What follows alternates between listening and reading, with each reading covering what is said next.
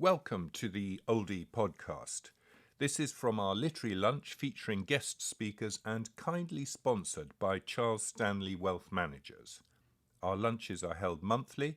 Details and how to book can be found in our magazine and on the website at www.theoldie.co.uk. Hello, ladies and gentlemen. Thank you so much for coming here today. My name is Harry Mount, editor of the greatest magazine in the universe,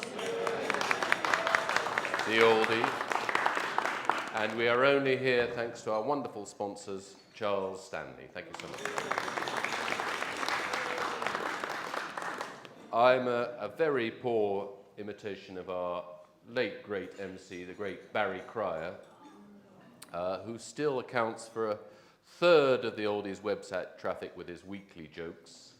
And this is the latest from Dear Barry. So there's an old man walking down the street at 2 a.m. He's stumbling and holding a glass. So a policeman stops him and asks him where he's going. And he said, "I'm going to a lecture." And the policeman says, "At 2 a.m, sir. What's the lecture about?" "Smoking and drinking," the old man says. And the policeman said, "Well, who's giving it?" And he says, "My wife."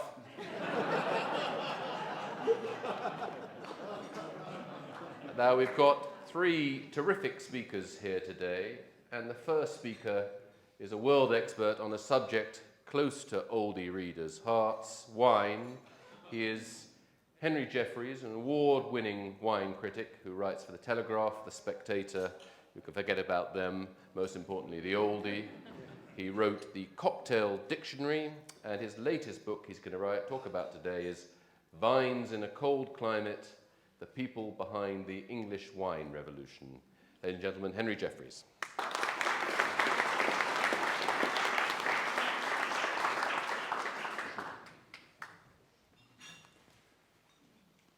Hello everyone. Hope you've all enjoyed the wine. There was no English wine, sadly, but anyway. It's a great honour to be here at a Oldie Literary Lunch. Thank you, Harry. Thank you, James, for inviting me. One of my first jobs was in publishing, and I used to go to the Oldie Literary Lunches, used to escort elderly authors there when they were at Simpsons in the Strand. And one time it was with Keith Waterhouse, and I was told I mustn't let him drink too much before lunch, otherwise he won't make the speeches. But he completely ignored me and drank a bottle before lunch, and everything was fine. So I'm here to tell you about my book, which is called Vines in a Cold Climate, The People Behind the English Wine Revolution. It's about English wine. I must say that I was approached in 2021 to write this book, and I had no interest in doing it at all. Not that I didn't like English wines, I'd enjoyed a few of them, but I thought there was no story there. They all seemed to be some bloke called Dominic, made a packet in the city, planted some vines in Kent and Sussex with the idea of making England's answer to Paul Roger. It was all a bit sort of golf umbrella and branded gilet.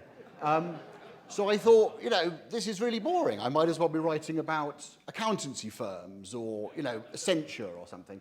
And also there were some other wonderful books about English wine. So Oz Clarke had written about a book, and I thought, if Oz Clarke's written a book about it, why would I go there? And so I was sort of mulling it over because I was, honoured to be asked to do a book, but I was not very keen. I was invited for lunch by this very strange Frenchman called Jérôme Moisson. He owns a company that makes cosmetics from leftovers from winemaking. But that's not what's strange about him. What's strange about him is he collects English wine. So he must be the only Frenchman in the whole of France who collects English wine. And he organised this lunch to show off his cosmetics. And then we had this wine there, and it was a 92 Nightimber Blanc de Blanc. So this is the first great English wine. It was made by an American couple called Sandy and Stuart Moss. And trying it 30 years later, I thought, this is wonderful. And then Jerome dropped in that he knew the Mosses, and he had their email, and he had a file of cuttings that he handed over to me based on their struggles to make wine in Sussex in the 1990s. I thought, this is a sign. I have to do this book.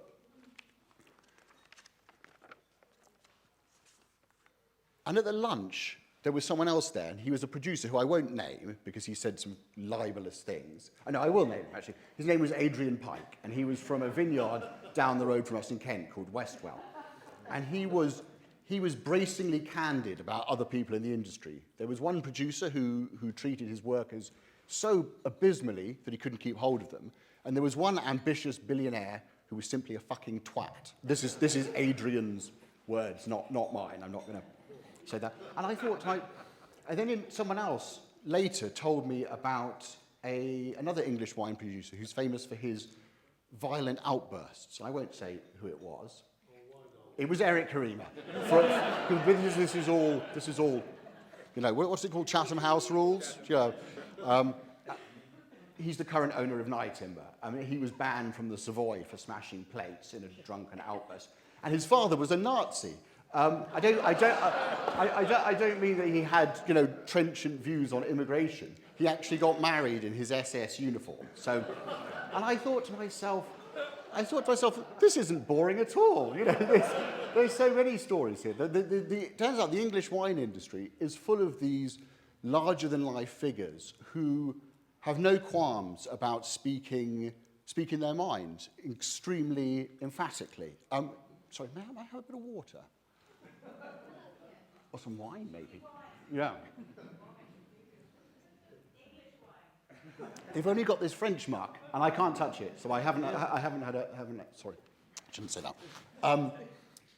So anyway, the industry is full of all these kind of characters, and none of them were quite as indiscreet as a chap called Owen Elias, who was winemaker at Chapel Down and now at a place called Balfour. And much of what he told me about the early days of Chapel Down actually had to be removed by the libel lawyers. But what is left gives you a little flavour of him. So he described the early years of Chapel Down at dealing with shits, charlatans, liars, people with more money than you. And he said it was a difficult process to combat. And then he added with triumph that they all disappeared in the end. And then he told me about 200,000 litres of wine that someone had dropped off that he didn't know what to do with because it was about 8%, high acidity, totally unsellable. And I said, what did you do with it? And he goes, we had a fire. And then his eyes lit up, and then he added, it wasn't deliberate, though everyone thought it was, but apparently they had really, really good insurance. And I hasten to add that nothing like that goes on in English wine anymore. It's a lot worse. So I thought to myself, you know, there's a brilliant story here with all the big egos and money. It's a bit like Dallas, you know, on the South Downs, or maybe Howard's Way, you know, not quite Dallas. And all the other books about English wine had been called, you know, a celebration of English wine. You know, they were all about the good side of the industry. And I thought, why don't I write about the bad side of the industry? Why don't I write about people falling out? Oh, there's a diarist here. Please don't mention that I've been rude about Eric Karima. Okay, because I mean, it's in fact it's all in the Times. But let's be because I don't want to get a letter from his lawyers. How long have I got left? Plenty of time. I could go on all night. You've got 4 minutes. Oh, okay. I'll hurry. So anyway, I thought I'll write the book like an extended gossip column. It'll all about these big egos and stuff. And most people in the industry have taken it quite well, though Owen Elias's boss is not talking to me anymore, so it's not very good. I had this wonderful message from Stephen Skelton, who is the sort of Mr. English wine, and he wrote to me, I've just read Vines in a Cold Climate, and I've never read a wine book so full of swear words and blasphemies.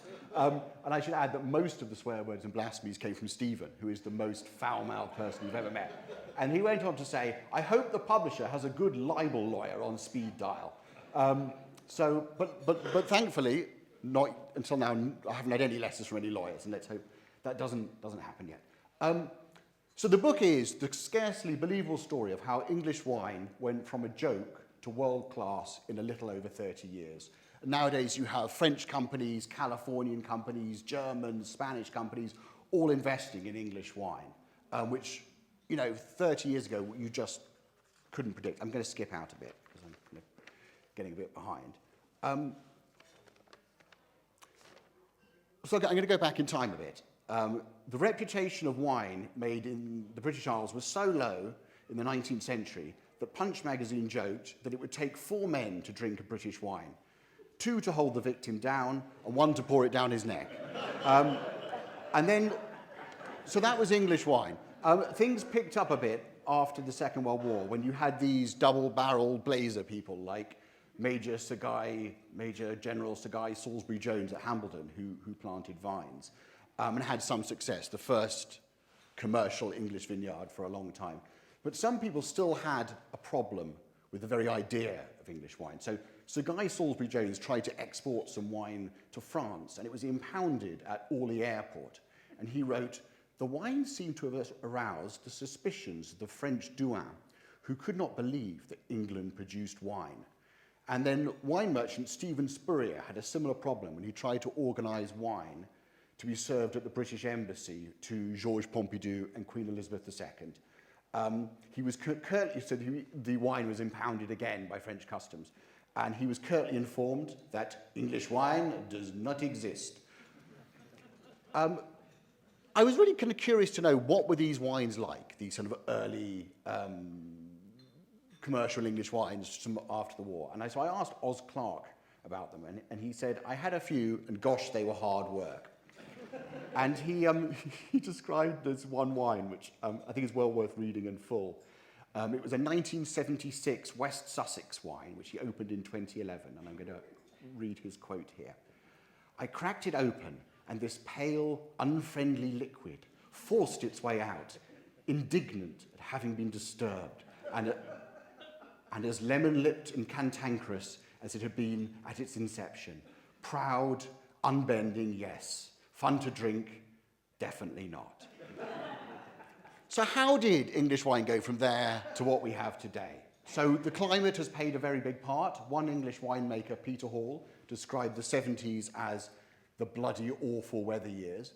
But it's more than just a story about the weather. It's about a few determined, some might say bloody-minded people, from the city types with nothing but a dream and a massive checkbook, to a single mother working a few acres in Kent. It's the story of a few men and women with big personalities who ignored the doubters like me and thought not only could you make drinkable wine in England, you could make something truly world-class.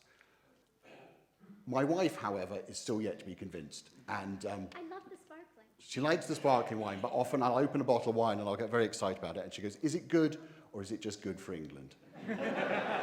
Thank you very much.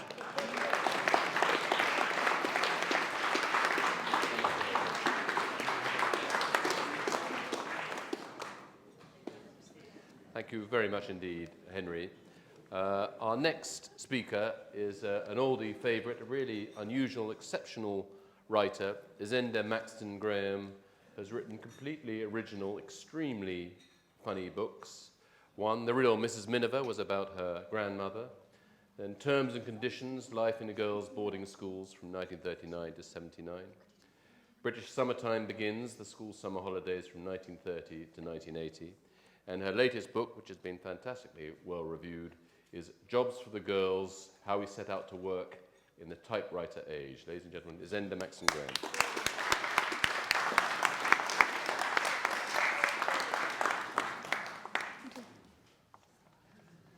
Yes, that's good. It's not one of those ones that just keeps going down. Oh, yes. Okay, hello. Can you hear me? Is this good? Yes. Oh, good afternoon. Oh, wait, should I go near it? That's better. Yes. Thank you. Yes. As we've just enjoyed a delicious 3-course lunch, for which many thanks to the Oldie, while all around us, overworked office goers have been chomping their way through a Pret sandwich, al vesco, what a dismal expression that is. I thought I might talk to you briefly about mid-20th century lunch hours. Actually, having written Terms and Conditions about life in girls' boarding schools, and then British Summertime Begins about the school summer holidays, and most recently Jobs for the Girls about what happened to my generation and the generation above mine when we were tipped out of our school years into the world of adulthood. I feel that I can have a look at every woman in this room and sort of have a good guess at what you've had for lunch throughout your whole lives. Perhaps, judging by your lacrosse and hockey playing shins, I guess that some of you went to a girls' boarding school, in which case you will have had stew, otherwise known as pterodactyl's bones, followed by jam roly-poly, otherwise known as either dead man's leg, or granny's leg, or matron's leg, or the Reverend Mother's leg, depending on which school you went to. And then I can look at your complexions and guess where you might have gone on holiday during your school summer holidays. I guess from your lovely rosy cheeks that there are quite a few of you who, as a rule, did not go abroad for your summer holidays. As Nicholas Soames put it to me of his 1950s summers, abroad, no one went abroad except to fight a war. And as Professor of English Literature at UCL, John Mullen, said to me, recalled, he said to his mother, "Mummy, why can't we go abroad like some of my friends at school are going to Spain for their holidays?" And his mother said, "Darling, going abroad is vulgar." In which case, I think I can divide you roughly between Cornwall, Norfolk, Bridlington, Frinton-on-Sea, and perhaps some ghastly pebbly beach on the south coast, such as Pevensey. And in which case, I bet it was hard-boiled eggs and ham rolls, very plain English, and after a vigorous morning swim, and then being told you have to dig till you get to Australia to warm up. And after that, but that was, I think, a beach picnic was preferable to being made to go back to the hotel if you were having full board, and being given brown stew yet again and jam roly-poly pudding in the brown hotel dining room. But it was all part of the glamour of the full board experience. Which brings us to my latest book, Jobs for the Girls, and to a telling remark recalled to me by Hermione Waterfield, who was a young woman working at Christie's in 1960. One day she was the only woman in a Christie's team who were valuing a grand country house, and they spent all morning going through the china and the medals and the pictures, working very, very hard. And about 1 o'clock, she overheard one of her colleagues saying, "Shall we break off for lunch soon?" And she overheard another one suggesting they might go to a local pub and have some good wine. And then she had someone else saying, "What about Hermione?" At which point she heard the factor of the estate saying, "Does Hermione need lunch?" Looking at you, I guess from the fact that you arrived punctually today and very well turned out and clearly very well read, but perhaps you grew up in an era when girls, even young women, after school and even after university, if you were lucky enough to go to one, which is quite rare, were encouraged, shunted towards the secretarial college world. As your father might have said, you have something to fall back on. Or you always get a job as a secretary. Yes, I guess some of you in this room might have attended some of the smarter secretarial colleges in South Kensington. There's St James's, Queen's, Mrs Hoster's, or Miss Judson's. And there you gained a sound training in the art of shorthand and of leaving at least 2 spaces after a full stop, sometimes 3, and of remembering your boss's children's birthdays. And from those high-end qualifications, you got a job working somewhere your parents would have definitely approved of, such as perhaps the Foreign Office or an eminent office in Mayfair. But you were very underpaid. As one woman I spoke to said of the late 1950s, "We were told at Miss Judson's that it was unladylike to ask for more than £5 a week." So I bet you filled up on the cooked breakfast given to you in your digs by the landlord or landlady, perhaps a nice good bacon and eggs. Often these places run by retired colonels or some widow who was making jolly good money out of running her Warren-like flat as a boarding house for young ladies. And you subsisted on cheese and biscuits for lunch, relying for proper sustenance on being taken out to dinner once or twice a week by a potential Mr. Wright. Or if you were lucky, you were sharing digs with another young woman your same age who was on a cordon bleu course, who occasionally brought back sort of bits of a whole Dundee cake she'd learnt to make that day. You got a slice of it. One of my chapters in Jobs for the Girls is called Smoke, Drink, Lunch, because that was how the mornings went. Offices were a fug of smoke, waste paper baskets smouldering with crumpled balls, well-aimed balls of paper that someone had thrown into the bin along with a fag end. And it happened in hospitals too. One former nurse I spoke to described a typical scene in her ward, a patient with an oxygen mask in one hand and a cigarette in the other. In banks, the drinking seemed to start around 11's time, but not for the young ladies, but for their bosses. Lydia Kitchen, who worked at Barclays in Leeds, told me the bank in the 1960s, told me that her bosses, the bank manager's cupboard, was groaning with alcohol as clients brought in bottles of whiskey and sherry so they could enjoy a night glass of something nice and relaxing while they discussed whichever financial difficulty needed to be discussed. So the manager was a bit blotto before he even left for his long lunch. And one woman who cooked directors' lunches in the 1970s described the massive amount of drinking that went on with all male directors and their all-male guests. Wandering into the dining room, their faces already puce from the double vodka and tonic, before they tucked into a heavy three-courser and washed down with gallons of claret. For the working girls, the lunch hour did give them a proper full hour or more of free time, even if they didn't have much money to spend. They could go for a walk or read a book on a bench or go to have their hair washed and set. Or in those days of cheap trattorias, remember those? They could go for a proper spaghetti bolognese with a friend after payday, undergoing the flamboyant pepper grinder grinding by the waiter. And after that, afternoons had a real afternoony feeling, I think. A bit more lazy, contemplative, a totally different character from the morning, rather like the second act of a play after the interval. I think perhaps we've lost some of that character of the afternoon after those long lunches.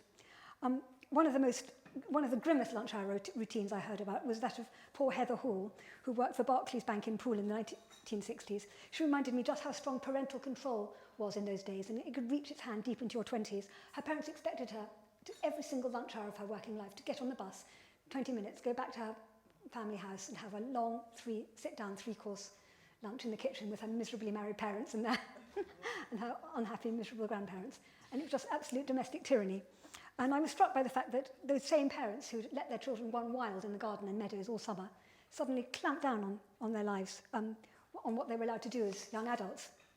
There were certain jobs that young ladies were simply not allowed by their parents to do. Josephine Ball was offered a job in a newspaper office after leaving Cambridge in the 1950s, but her parents forbade her to take it. They were worried she might meet a lecherous hack in a dirty Mac. And she was, yes. And she had to go and work in a boys' prep school as a junior matron, emptying out the boys' chamber pots and ticking off their morning bowel movements. So, but what I hoped to have captured in Jobs for the Girls was the fun of the working world in those days, which I worry is in danger of being lost. I think working lives were full of laughter and giggling and trying on lipstick and hanging out in the ladies' lavatories, not joking. And nowadays, every moment of our working lives is calibrated and monitored for training purposes. I remember with great affection my days as a sub-editor at Harper's and Queen in the 1980s, early 1980s, when we were given a whole afternoon to come up with a title of an article about restaurants at the end of tube lines. It had to be a punning title. I won't tell you. Well, I will tell you. No, I won't tell you. Pangs of Ongar. I can imagine a future, well, it's already started in New York hedge fund offices where you just tap on your computer and the most expensive takeaway from the top Japanese restaurant is brought to your desk by an overworked, underpaid delivery man on an electric bike. This doesn't actually make workers happy, either at the top end or the bottom end of the spectrum. Yes, it's true, capitalism has stolen the lunch hour. My advice to the next generation who value their work-life balance, rightly so, would be to go back to the proper relaxed lunch hour, where you can really get to know people and exchange ideas and step away from the treadmill of work. And they could use this Oldie lunch as their template. Thank you.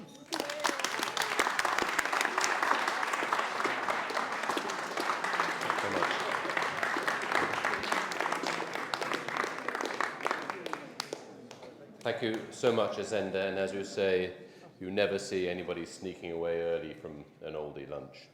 Our third speaker is one of our greatest and most unusual historians. David Kynaston first started writing almost 50 years ago in King Labour, British Working Class from 1850 to 1914 in 1976. And he has just written the 6th volume of his really exceptional series, Tales of a New Jerusalem, which began covering from 1945. And the latest volume is A Northern Wind, Britain from 1962 to 1965. Ladies and gentlemen, David Kynaston.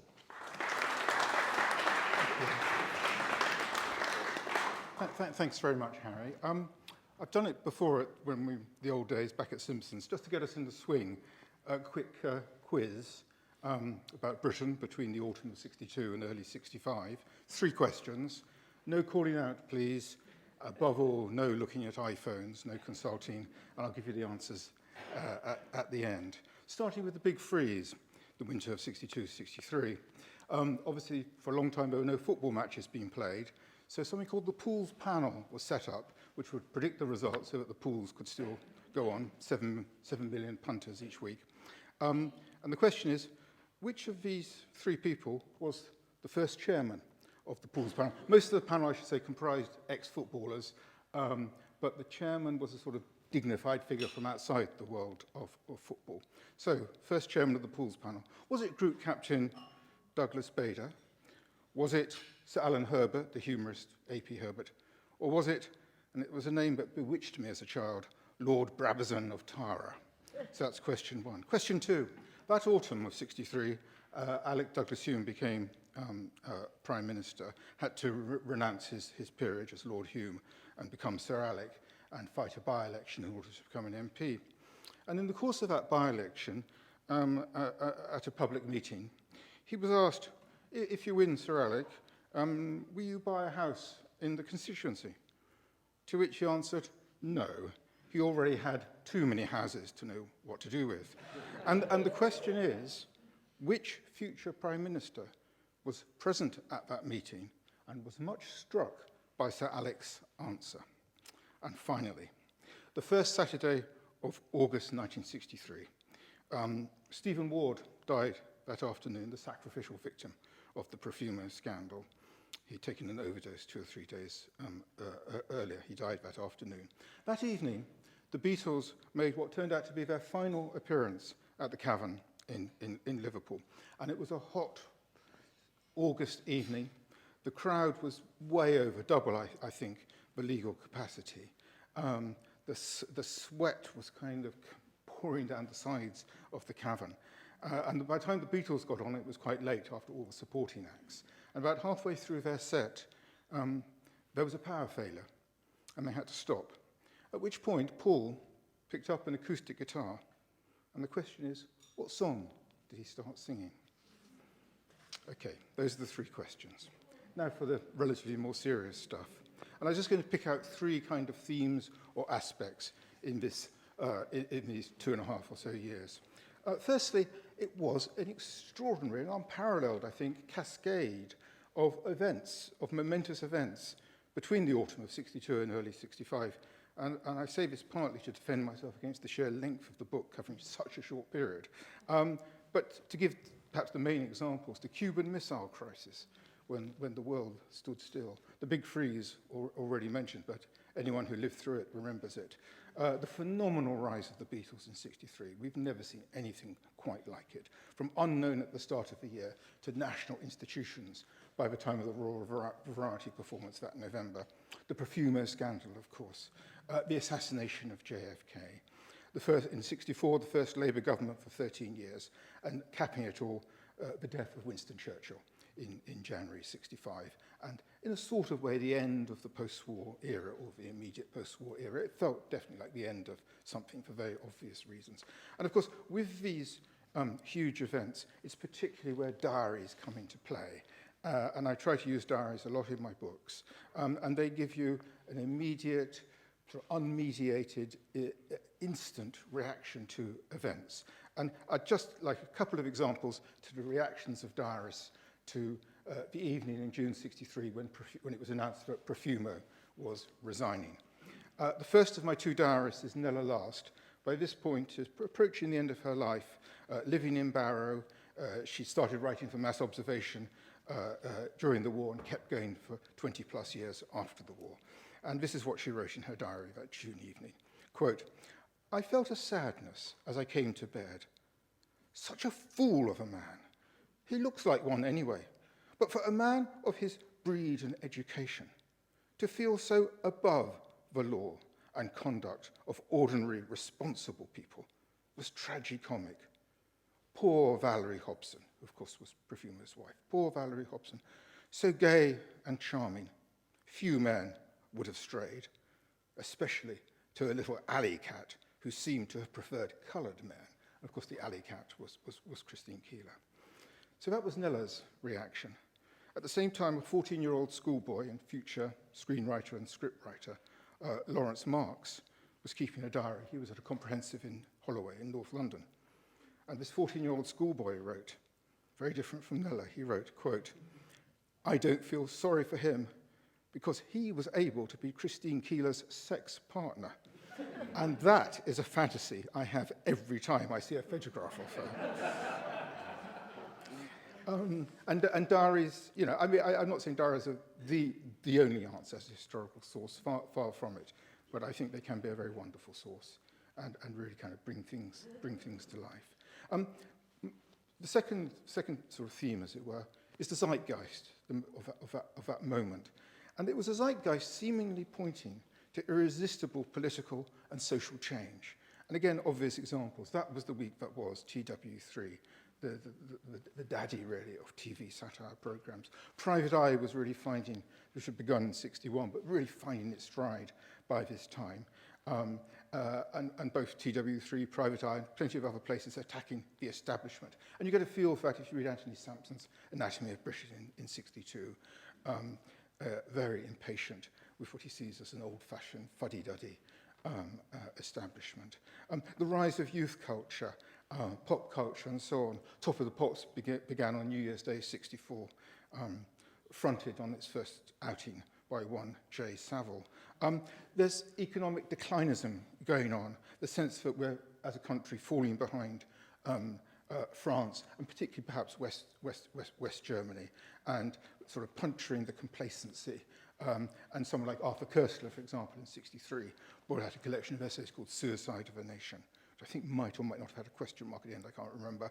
Loss of empire, of course, being the rapid decolonisation in the early '60s with Macmillan and MacLeod, and the attempt to join the common market to replace, for that to become the new mission, our new place in the world, which, of course, in January '63, de Gaulle famously said non.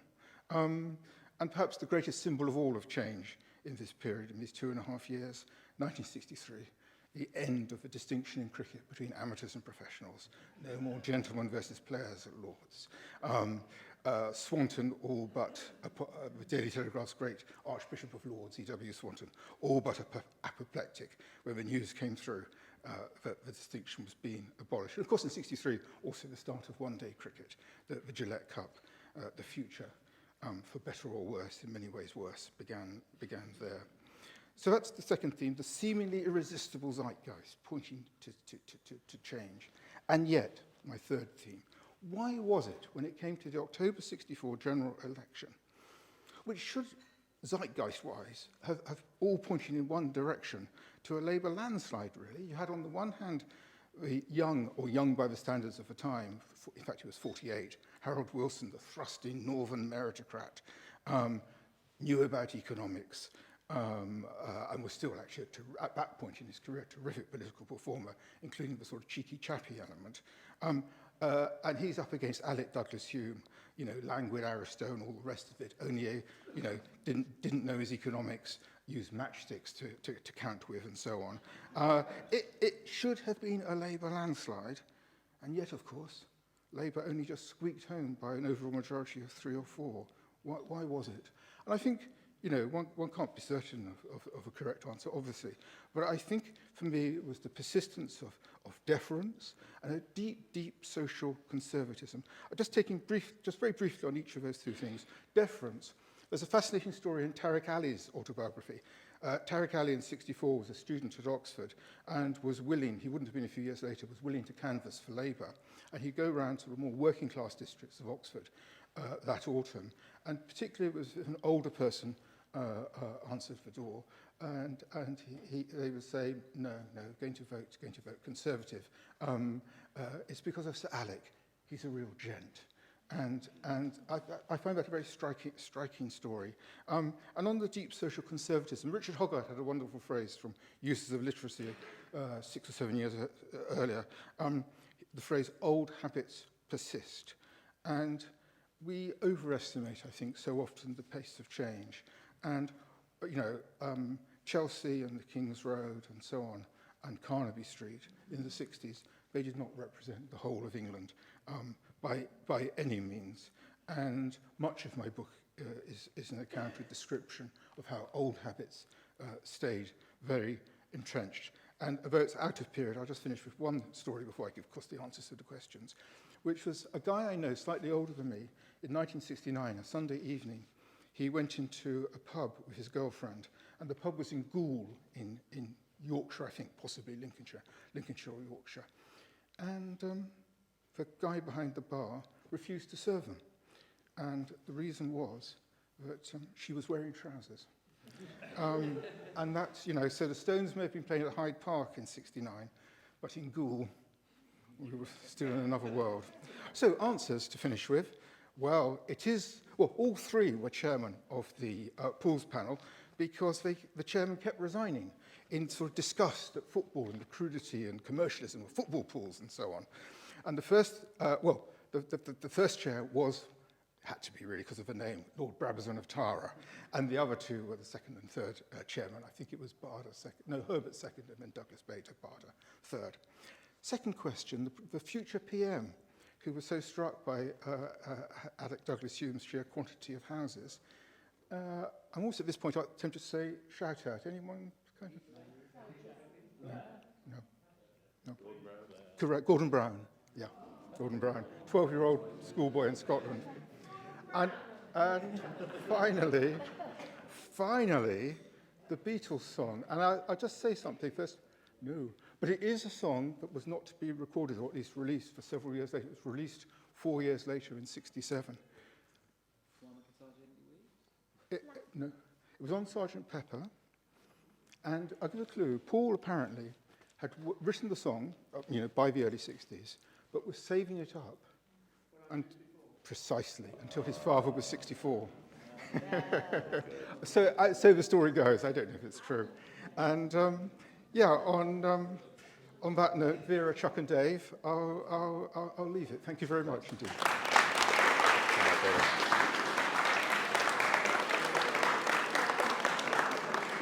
Thank you so much, David, and thanks so much to all three of our wonderful speakers. We have a prize draw, thanks to Charles Stanley, of a Fortnum & Mason hamper that's so enormous they also arrange for a courier to bring it to you, and the winner is Patricia Tullett.